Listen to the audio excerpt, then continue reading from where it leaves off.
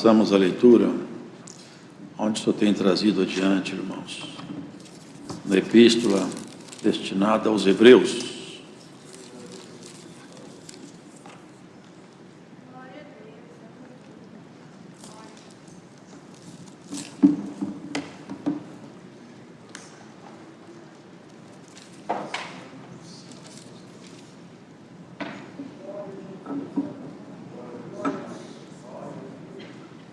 Façamos a leitura no capítulo 9.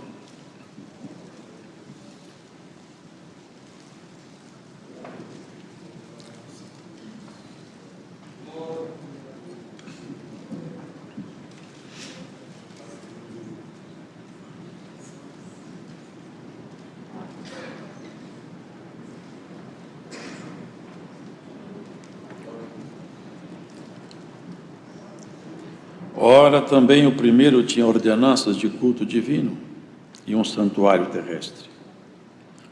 Porque um tabernáculo estava preparado, o primeiro, em que havia o candeeiro e a mesa e os pães da proposição, ao que se chama o santuário. Mas depois do segundo véu estava o tabernáculo, que se chama o Santo dos Santos, que tinha um incensário de ouro e a arca do concerto, coberta de ouro todo em redor, em que estava um vaso de ouro que continha o maná, e a vara de Arão que tinha florescido, e as tábuas do concerto. E sobre a arca os querubins da glória, que faziam sombra no propiciatório, das quais coisas não falaremos agora particularmente. Ora, estando estas coisas assim preparadas, a todo tempo entravam os sacerdotes no primeiro tabernáculo, cumprindo os serviços.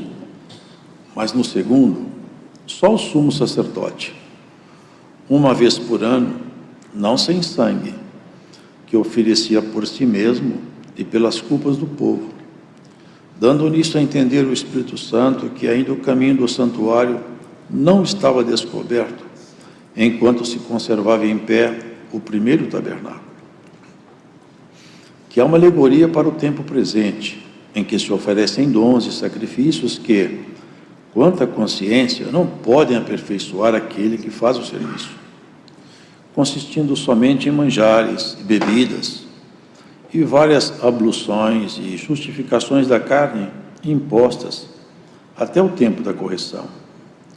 Mas, vindo Cristo, o sumo sacerdote dos bens futuros, por um maior e mais perfeito tabernáculo, não feito por mãos, isto é, não desta criação, nem por sangue de bodes e bezerros, mas por seu próprio sangue, entrou uma vez no santuário, havendo efetuado uma eterna redenção.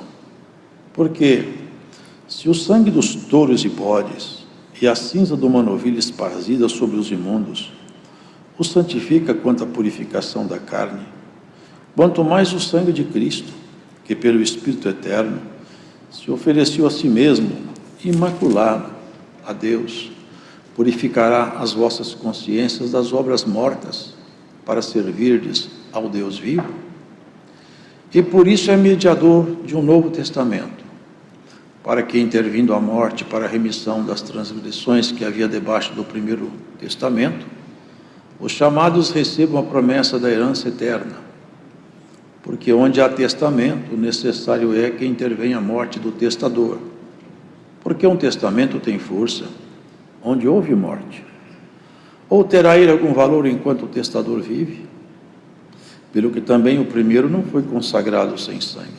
Porque, havendo Moisés anunciado a todo o povo todos os mandamentos segundo a lei, tomou o sangue dos bezerros e dos bodes, com água, lã purpúrea e sope, e aspergiu tanto o mesmo livro como todo o povo, dizendo: este é o sangue do testamento que Deus vos tem mandado.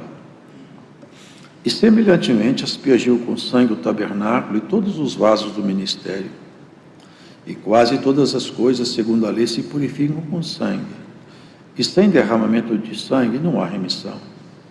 De sorte que era bem necessário que as figuras das coisas que estão no céu assim se purificassem. Mas as próprias coisas celestiais com sacrifícios melhores do que estes. Porque Cristo não entrou num santuário feito por mãos, figura do verdadeiro, porém no mesmo céu, para agora comparecer por vós perante a face de Deus. Nem também para si mesmo se oferecer muitas vezes, como sumo sacerdote cada ano entra no santuário com sangue alheio. De outra maneira, necessário lhe fora padecer muitas vezes, desde a fundação do mundo. Mas agora, na consumação dos séculos, uma vez se manifestou para aniquilar o pecado pelo sacrifício de si mesmo.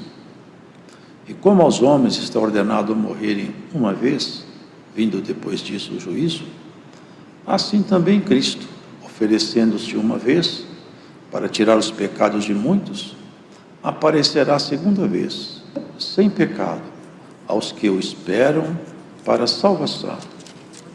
Amém. O autor da Epístola aos Hebreus, ele revela um profundo conhecimento de todo o Antigo Testamento. Mas não revela só isso. Ele revela um profundo conhecimento também do Evangelho da Graça. Ele discorre sobre um, apontando o outro, com muita profundidade. Porque essa ciência foi derramada sobre ele da parte do Espírito Santo, por obra de Cristo. E isso é maravilhoso, porque resgata muitas coisas. O homem, ele às vezes estabelece normas, ritos, regras, mas que não servem quase para nada. Muitas das regras humanas decorrem apenas do pensamento de uma pessoa ou de um grupo de pessoas. Não tem grandes importâncias, grandes fundamentos. Mas quando Deus estabelece alguma coisa, então nós temos que meditar com muita atenção. O Eterno, quando Ele estabelece regras, quando Ele dita normas, quando Ele fala de alguns ritos, nós temos que ter atenção, porque afinal, o autor disso, ele não tem mente humana. Ele não olha como nós olhamos. A eternidade, irmãos, nós nem temos noção do que seja isso. Nós não temos noções de coisas muito altas, até números para nós, quando eles são muito grandes, eles fogem à nossa capacidade de raciocínio. Mas, para Deus, o tempo, os irmãos vejam, aqui esse autor, ele volta em tempos remotos para trazer uma informação atual. Ele vai lá atrás. Os irmãos sabem que a história dos hebreus, ela tem origem em Abraão. De Abraão até Cristo foram, não exatamente, mas quase 2000 anos. 2000 anos. Lá atrás que começou essa saga, essa história do povo hebreu. Mas começou com um projeto divino. Deus traçando um projeto, e como Deus não está preso no tempo, aqui debaixo do sol o tempo vai passando, mas seus projetos estão caminhando até chegar no ponto que Ele deseja. As gerações passam, os homens passam, mas os projetos do Altíssimo não são afetados. Abraão, o Senhor fez uma promessa para ele, mas esse autor fala dos 2 sacerdócios e fala do santuário. E para nós isso aqui tem significado, e é muito bonito. Abraão, ele chamava Abrão, que quer dizer pai exaltado. Depois Deus mudou o nome dele para Abraão, que quer dizer pai de uma multidão. Abraão, ele lá atrás, numa certa guerra, seu sobrinho Ló, ele foi feito prisioneiro, mais outros tantos. Ele saiu com seus homens e venceu, resgatou seu sobrinho. E após essa vitória, ele teve 2 encontros. 2 reis lhe vieram ao encontro, distintos, absolutamente diferentes, completamente separados em grandeza, origem e proposta. Um rei era o rei de Sodoma, outro rei era o rei de Salém. Reis totalmente diferentes, porque o homem que carregava em si mesmo uma promessa, ele tinha um encontro que ele não tinha marcado. O primeiro rei lhe propôs riquezas, porque ele havia vencido. Disse assim: deixa os homens comigo, e você fica com todo o despojo, toda prata, ouro, todo bem, leva consigo. Abraão falou: nem um bem aí eu toco. Nunca você vai dizer, é isso que ele estava falando, o rei de Sodoma me enriqueceu. Eu não quero nada, exceto a parte que toca aos moços. E também esses 3 que estão comigo, eles que pegam. A mim, você não vai dar nada. Porque, sabe, irmãos, são figuras que estão ali, que vão se desabrochando na medida que nós conhecemos a história e a palavra de Deus. Todas as vezes que Deus agenda conosco o encontro, lamentavelmente o inimigo agenda o dele. Os irmãos podem ver, Deus havia agendado o encontro com Israel lá na casa de Faraó no tempo da escravidão. O inimigo agendou um encontro com o povo de Deus pela mão de Faraó, matando os meninos. Enquanto Deus planejava resgatar Israel, o inimigo matava os filhos das hebreias. Foi anunciado o nascimento de Jesus. Até tem uma profecia que dizia assim: em Ramá ouviu-se um choro, uma voz de lamento. E era Raquel chorando seus filhos e não querendo ser consolada, porque eles já não existiam mais. Era o rei Herodes. Mata as crianças de 2 anos para baixo. Enquanto Deus havia marcado o encontro com a humanidade, Satanás marcou outro encontro de morte. Mas sempre prevaleceu o encontro do Senhor.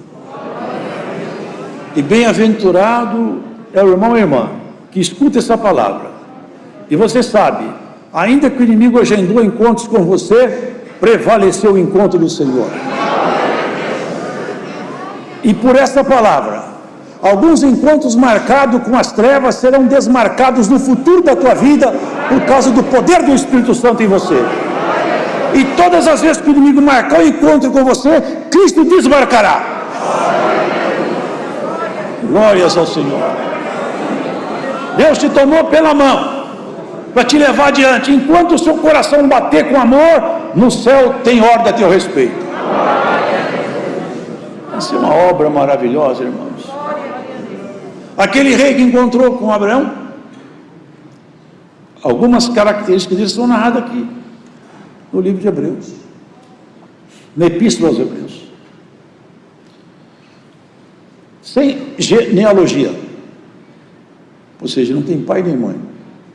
Sem princípio de dias, também não nasceu, também não morria. E ele era tão grande que quem tinha as promessas era Abraão. Ora, o maior abençoa o menor. É sempre assim. E quando o rei de Salém foi encontrar com Abraão, ele trazia consigo 2 elementos. É o que nós temos que prestar atenção. Tudo que Deus faz tem razões eternas. Deus não toma nada porque ele estava com pressa, porque era o que veio no momento na mente dele. O Senhor, ele olha lá na frente. Tudo tem fundamentos profundos. Esse rei encontrou com Abraão, muitos sabem isso. Ele trazia numa mão pão, na outra trazia vinho. Só que Abraão já era rico. Isso não é presente muito importante. E Abraão deu dízimo para ele. O dízimo era um tributo de um sacerdócio. Abraão, ele era o detentor das promessas. Mas quando ele viu aquele mensageiro, ele percebeu: esse sacerdote, ele é maior do que eu.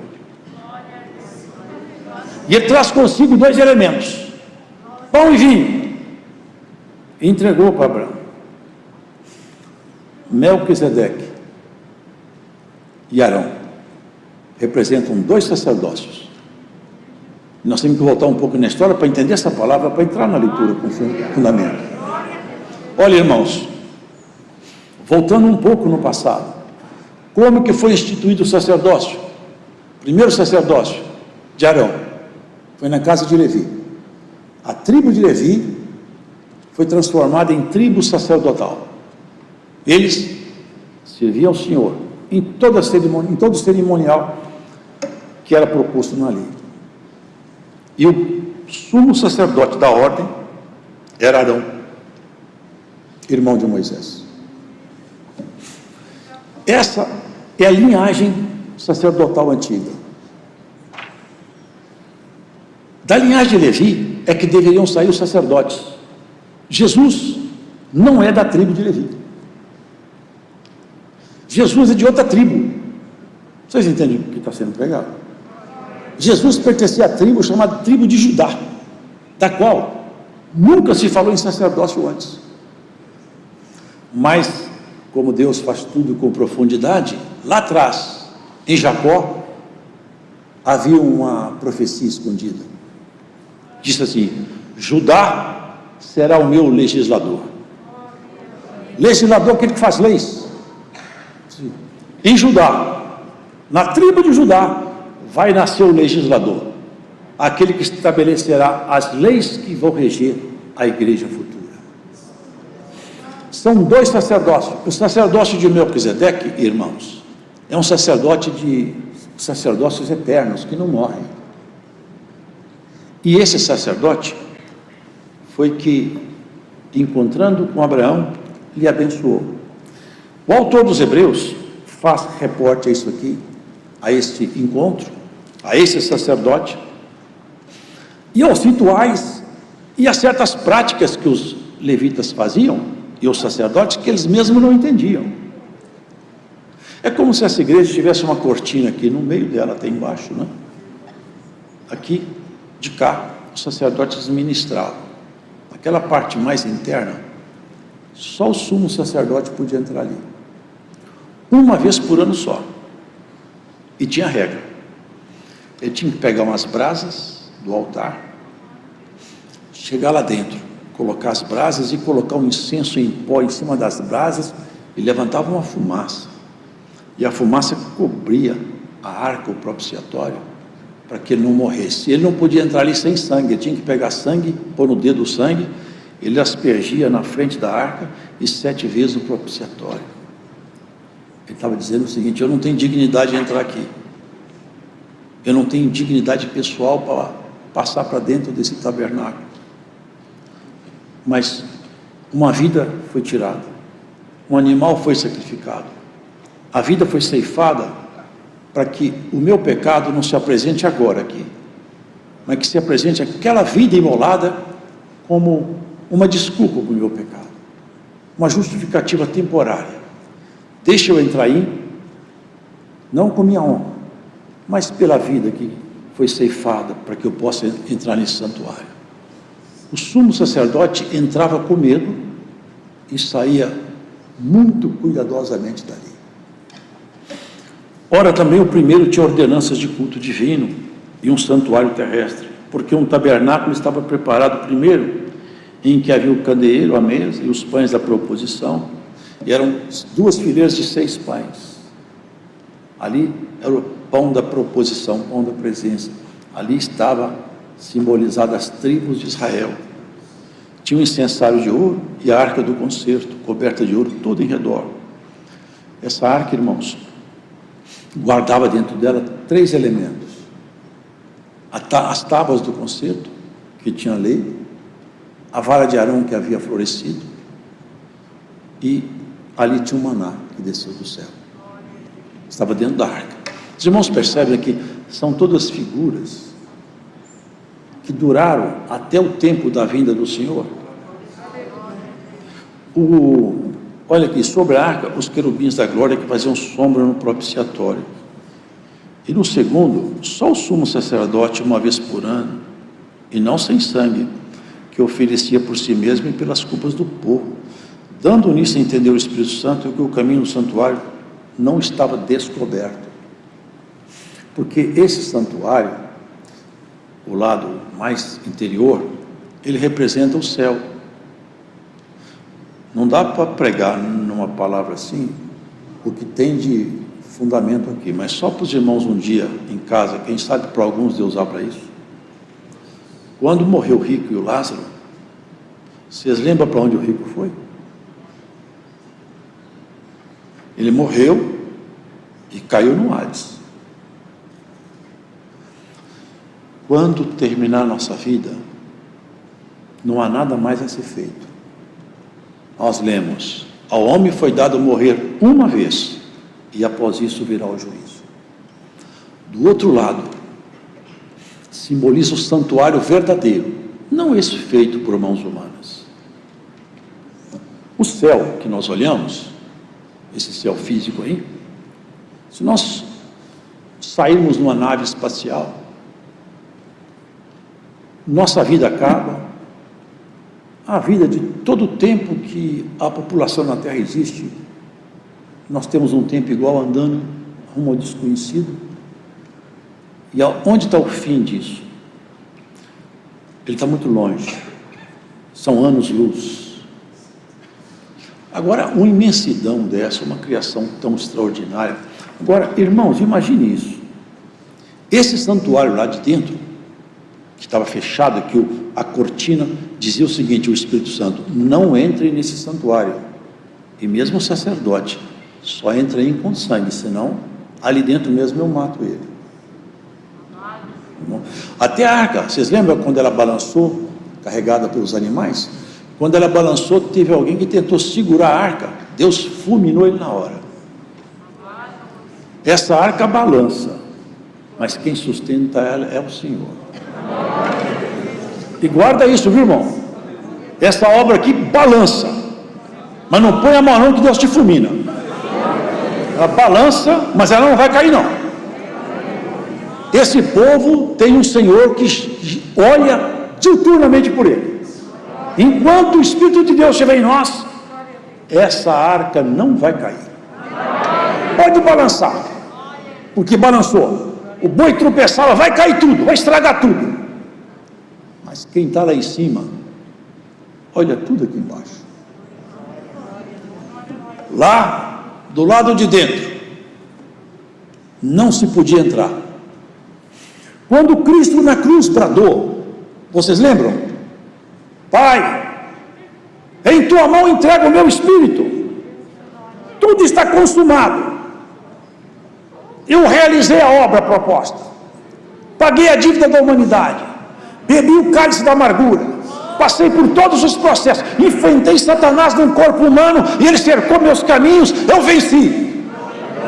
Glórias ao Senhor. Ele caiu diante de mim, ele foi julgado, perdeu toda a prerrogativa de ministro, tombou. Quando ele tombou, lá de cima, um barulho foi visto no santuário, dentro do tabernáculo. Lá dentro escutaram um barulho, e alguém viu, quando começou de alto a baixo rasgar, como se uma mão invisível rasgasse de cima para baixo, e o santuário, o santo e o santíssimo se encontraram. O santíssimo ficou livre. Sabe o que estava sendo dito? Eu abri o caminho para o homem entrar no céu. Daqui para frente, quem tombar, tomba e já entra dentro do meu santuário. O caminho aos céus foi aberto na cruz. Tudo que era impossível, a lei, é possível na graça. Porque a lei é espiritual boa. Eu já vi as pessoas falar comigo: a lei é boa, a lei é espiritual, a lei é boa e a lei é espiritual. Mas quando o homem peca, a lei mata e não dá vida. A lei condena e não salva. Mas Jesus, cumprindo a lei, nos trouxe a graça, que remediou a nossa história, sarou, resgatou. E quando nós estamos tropeçando, estamos arrependendo, a justificação dele está em nós trabalhando. Quando nós ficamos arrependidos de um erro, o Senhor é o nosso advogado nos tribunais eternos. Ainda que o inimigo queira nos acusar, o Senhor fala, o assunto dele já está tratado lá na cruz. A nossa justificação é essa, porque quando Deus olha para nós, não vê nossas misérias, vê a obra de Cristo estampada em nosso rosto. É o sangue que foi vertido que nos justifica. Por isso que o crente fala, Senhor Jesus, me cubra com teu sangue. Ou seja, esse pagamento que foi feito da minha dívida na cruz, Senhor, põe ele agora em memória, tem misericórdia de mim. O meu inimigo me cercou, Senhor, eu estou numa fraqueza terrível, Senhor, eu tropecei ontem, me ajuda, o sangue de Cristo te justifica. Isso não é para abrir as portas para nós pecarmos voluntariamente, porque aquele que peca voluntariamente, ele fecha as portas da reconciliação. Mas são as fraquezas, são os momentos que a nossa natureza humana, ela está fragilizada pelos processos da vida. O caminho aos céus foi aberto, e foi aberto com tamanha clareza, que ali na cruz, os irmãos se lembram muito bem, o que aquele ex-ladrão ouviu, ainda hoje, você estará comigo no paraíso. Eu já estou rasgando o véu do templo, e o céu está aberto. Glórias ao Senhor. Ó mulher, ó homem de Deus, você foi chamado para adentrar, não esses espaços aqui, o espaço onde Deus habita. Já pensaram a organização? Eu nunca vi falar que a lua parou de rodar, eu nunca vi falar que a terra trocou a rota, ela colidiria com o sol. Tudo funciona, os irmãos podem ver, tudo funciona. Há uma lei que rege todo o universo. Agora imagine como que é dentro do Santo dos Santos, figurado no tabernáculo. Já pensaram, irmão, o que é lá dentro? Foi por isso, irmãos, que Estevão, apedrejado como um cão, ele abriu os olhos, e o Senhor abriu os céus. Ó Estevão, olha aqui. Ele viu o Senhor, ele viu um pouquinho daquela glória em cima. O céu está aberto. É a primeira preocupação dele, Senhor, eu já vou embora encontrar contigo, mas não deixa esse povo pagar a conta da minha vida, porque o que eu vejo é tão maravilhoso que eu não queria que eles perdessem. O amor de Cristo tomou conta dele, porque o véu se abriu, e na morte de Estevão o véu se abriu para ele também. Na sua morte o véu está aberto para você. Por isso que nós não temos que ter medo de morrer, nós temos que ter medo, sabe de quê? É de pecar e viver em transgressão, com vida ímpia. Se Deus está conosco, tudo tem jeito, tudo é possível para aquele que crê. Aonde você for, por onde você passar, se Deus te der a mão, você vai saltar o valado. Se Deus entrar com você, não tem ninguém que te vence. Se Deus te perdoar, não tem ninguém que te acusa. Se Deus for teu amigo, os teus inimigos podem se multiplicar, como Davi falava quando o seu filho seguiu a persegui-lo. Como se tem multiplicado os meus adversários, Senhor, mas de todos Deus tirou ele por cima, e de todos Deus vai tirar você também. Essa igreja foi chamada para entrar no Santo dos Santos. Lá dentro é a figura que está aqui. Os irmãos vejam, a purificação para entrar aqui. O sacerdote tinha que levar sangue, ele matava o animal e levava o sangue consigo para poder entrar lá. Nós vamos entrando pela fé nesse santuário. Ele levava sangue alheio, o nosso sacerdote levou o sangue próprio. Por isso que ele é capaz de purificar, porque aqueles sacerdotes, quando ele levava o sangue, ele só fazia uma memória de pecado, porque ele voltava lá e pecava tudo outra vez. O crente não, na medida que ele é purificado pelo sacrifício de Cristo, ele vai errando cada vez menos, é luz, cada vez mais luz. Quem é santo, santifique-se mais. Os erros do ano passado, esse ano nós vamos contabilizar menos erros. Tropecei 100 vezes no ano passado, esse ano eu tropeço no máximo 90. Eu vou fechando as portas para os erros, até chegar ao ponto que se cumpra comigo o que está escrito na palavra. A universal Assembleia dos Justos Aperfeiçoados, aonde nós somos chamados para tomar parte. Nesse grupo muito heterogêneo, de todas as nações, raças, tribo e língua, mas juntos, felizes, nós vamos nos encontrar para entrar dentro do Santo dos Santos. Isso é o melhor que pode existir para um ser humano, saber que ele foi chamado para viver com Deus, dentro dos espaços mais magníficos da criação. Tudo é organizado, tudo funciona, tudo é belo, tudo é santo, tudo é limpo. Não tem choro, não tem lágrima, não tem tristeza, não tem morte, não tem angústia, não tem arrependimento, tudo acabou. Só que quando, à medida que o tempo se aproxima, o inimigo também, lamentavelmente, ele fica agitado. O Senhor está agendando um encontro com a igreja para muito pouco tempo. O nosso encontro final com Cristo está muito próximo. Nosso adversário anda agendando encontros aí, mas prevalecerá o encontro do Senhor. Olha, eu já observei na Escritura vários sinais. Ninguém sabe a data. Quem anuncia a data da volta do Senhor peca. Porque enquanto Jesus Cristo esteve aqui em corpo humano, porque hoje ele sabe porque ele é Deus, mas enquanto ele esteve aqui em corpo humano, ele se restringiu, e ele confessou: eu não sei o dia. E todos que anunciarem o dia do Senhor, o ano da volta, pecam. Mas nós podemos saber de uma coisa: está perto. Está perto. Os irmãos, vejam como que nós estamos chegando para tomar posse dentro do Santo dos Santos. O Senhor disse assim: Jerusalém será pisada pelos gentios, até que o tempo dos gentios complete. No ano de 70, os irmãos sabem tudo isso.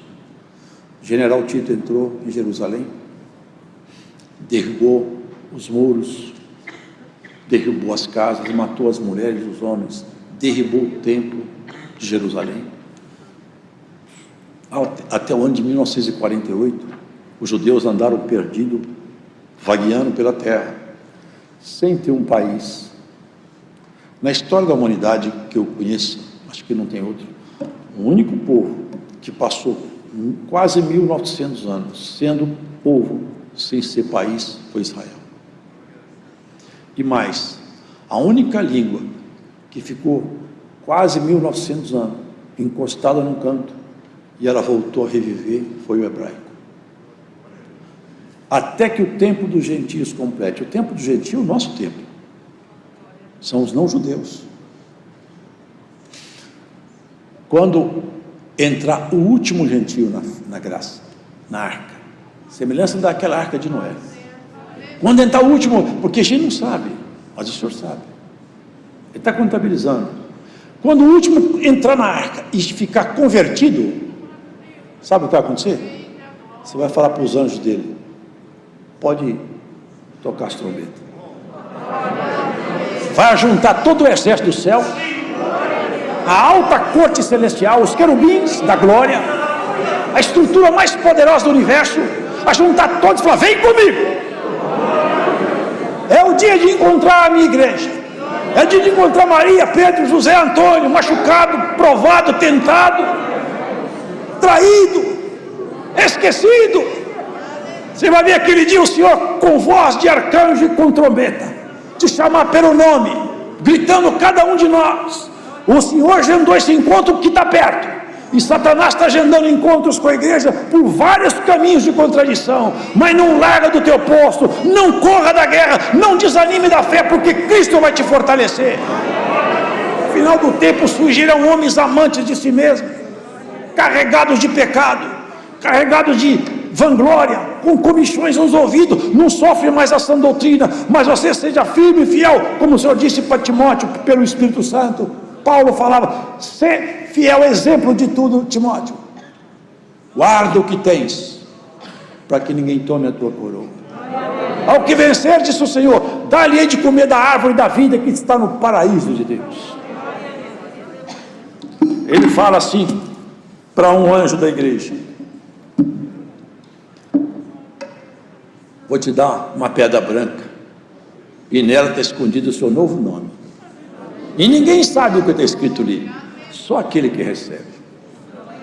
Até nosso nome vai ser diferente. tudo vai ser diferente. Nós estamos caminhando para entrar no céu. Os caminhantes para o céu, eles têm umas características. No jeito de vestir, no jeito de falar, no jeito de agir, de reagir. Quem caminha para o céu, olhando ele, se percebe: este homem está indo para o céu, essa mulher está indo para o céu. Eu percebo no jeito dela vestir, no jeito dela falar, nos negócios que ele faz. Eu percebo que ele não é daqui, é um estrangeiro, é forasteiro. Será que nós somos todos forasteiros por aqui? Ou tem alguém que achou aqui o ponto de parada? Eu não quero ficar aqui não. Queridos irmãos, nós temos que ser forasteiros nesse lugar. Aqui não pode ser o lugar de seu paradeiro final. Quando você tiver que negociar entre seu princípio e um prejuízo, fica com prejuízo. O princípio não se negocia. Quando você tiver que negociar seu caráter ou uma grande afronta, beba a afronta. Porque caráter não se negocia. Quando você tiver que negociar sua santidade ou uma vergonha pública, passe a vergonha pública. Mas não negocie a sua santidade. Glórias ao Senhor. Não negocie os valores santos que Cristo morreu para te dar. Não negocia aquilo que é sagrado e puro, que foi colocado em você por sangue derramado na cruz. Não negocie o que o Senhor te colocou com um custo muito alto, acima do que você podia pagar. Não aceite negociar aquilo que Deus te deu. Até os dons. Você tem que todo dia perguntar: cadê o dom que o Senhor me deu? Eu quero o dom. O dom foi embora. Glórias ao Senhor. Que volte o dom em nome de Jesus Cristo para você. Aleluia. Não perca o que é santo. As vestes, elas te foram dadas. E eis que eu vi uma multidão tão grande, vestida de um vestido branco, de linho fino, que representa a justiça dos santos. Como nós estamos vestidos aqui hoje? Espiritualmente estamos todos de linho. E você que escuta essa pregação na sua casa, está vestido de linho? Branco? Porque se nós não tiver vestido de linho branco, sabe o que vai acontecer? No dia da festa, o rei vai chegar assim: como que você entrou aqui dessa maneira? Amarra, joga lá fora, que com essa veste ninguém entra na minha festa não. É assim, queridos, nós vamos para o Santo dos Santos. É o lugar mais interior. O brado de Jesus na cruz, o rei. Até um centurião que nem era crente, quando ele viu as palavras do Senhor Jesus, o jeito dele olhar, as palavras que ele falava, o tom da voz, e depois quando ele bradou, entregou o seu espírito, o céu se fechou. Começaram então os relâmpagos, trovões, e um terremoto tomou aquele lugar. E ele falou: verdadeiramente esse homem era filho de Deus. Nós matamos o filho de Deus. Até no cemitério da cidade o terremoto chegou, e o grito do Senhor chegou. As sepulturas se abriram, e quem era santo e puro tombou na legitimidade da sua fé, se levantou do meio dos mortos, o corpo se recompôs e entrou na cidade. Eles falaram: esse homem tinha morrido, está vivo. Foi o brado de Jesus. Se Jesus morrer não ressuscitou alguns, na glória vai ressuscitar todos nós. Se na morte ele trouxe uns à vida, na volta vai trazer todos, e em glória, para dentro do santuário eterno. Para onde você está indo, irmã? Para onde você vai, irmão? Dá uma olhada no espelho dessa palavra, como está a sua veste. Se ela não estiver branca como linho puro da justiça da palavra, pede uma veste para o Senhor hoje aqui. Deus seja louvado. Agradecemos a Deus em oração.